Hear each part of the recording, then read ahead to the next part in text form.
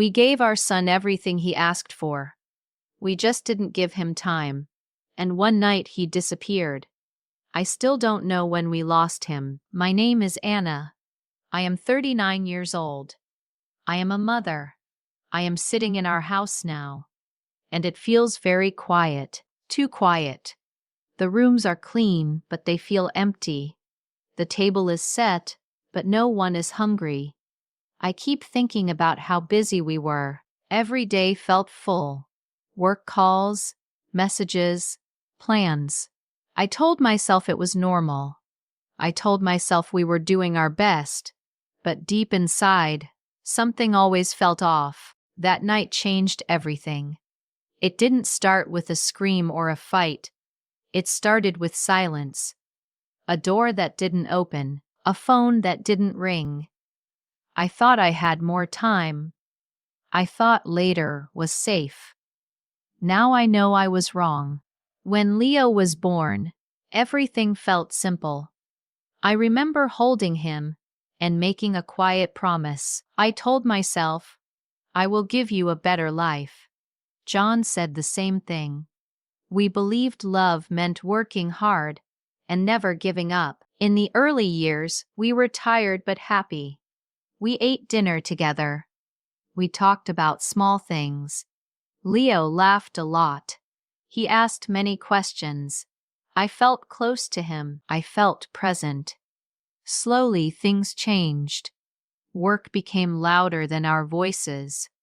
My phone was always in my hand. John came home late more often. Dinner became shorter. Sometimes it didn't happen at all. I remember many quiet evenings. The food got cold on the table. Leo ate alone, watching the screen glow on his face. I told myself, it's just a phase. I told myself, this is normal. One night, I looked up from my screen. John was still looking at his. We did not look at each other. We did not look at Leo either. We were two islands at the same table. I thought we were doing the right thing. I thought money would protect him. I thought time could wait. But even then, I felt something was wrong. We were there, but not really there. Small habits growing distance. Leo started coming home later than before. At first, it was just once or twice a week. I looked at the clock and told myself not to worry. He is growing up, I thought. Soon, he stopped eating dinner with us. I cooked. I waited. The food got cold. Sometimes he came home after we finished eating. Sometimes he didn't come home at all. When I asked, he said he wasn't hungry. John and I tried to say something. Not a real talk. Just short words. Don't be late, John said. Be careful, I added. Leo nodded, but his eyes were far away. One evening, we bought him a new phone. We thought it would make him happy. When he opened the box, he smiled. He smiled that night, and my heart felt lighter. I told myself, this is enough. The next day, he came to me with the phone in his hand. He wanted to show me something. I remember how excited he looked. But my phone was ringing. A work call. I waved my hand and said, later, Leo. I'm busy. He stood there for a second. Then he nodded and walked away. I stayed on the call. Later never came. That smile from the night before was gone. After that, he spent more time in his room. The door was often closed. I heard sounds from his games late at night. When I knocked, he answered from inside, I'm busy. Sometimes I opened the door anyway. He looked at the screen, not at me. Dinner is ready, I said.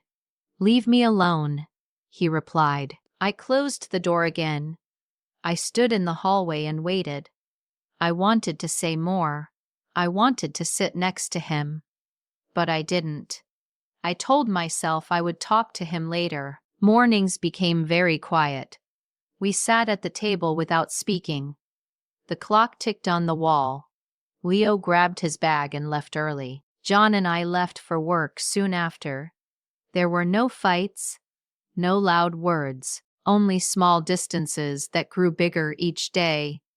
I felt it, but I didn't stop it. Words that changed the table. It happened on an ordinary evening. We were sitting at the table eating in silence. The room felt tight and heavy. Leo suddenly looked up at us. His voice was calm, but his words were sharp. "You don't know me." My hand froze in the air. John slammed his fork on the table. "What did you just say?" he asked. "After all we've done for you." Leo looked down. His shoulders dropped. He did not answer. He just turned away. No one spoke after that. That night, we didn't just fail to listen, we taught him something dangerous. We taught him that speaking his truth was a mistake. A night filled with waiting. That night, Leo did not come home. At first, I did not panic. He is late again, I thought. I checked my phone, no message. I checked again. Still nothing. An hour passed. Then another. I called Leo. It rang once. Then it went silent. I called again. The screen went dark in my hand. "Where is my son?" I said out loud. The house did not answer. John stood near the doorway. For the first time in years, he was not looking at his phone. He was looking at the empty space where Leo should have been. The house felt very still. That was the night everything broke. After silence, what remains? The next morning, I walked into Leo's room. His bed was still messy. I picked up his shirt. It still smelled like him. Soap and something that was only Leo.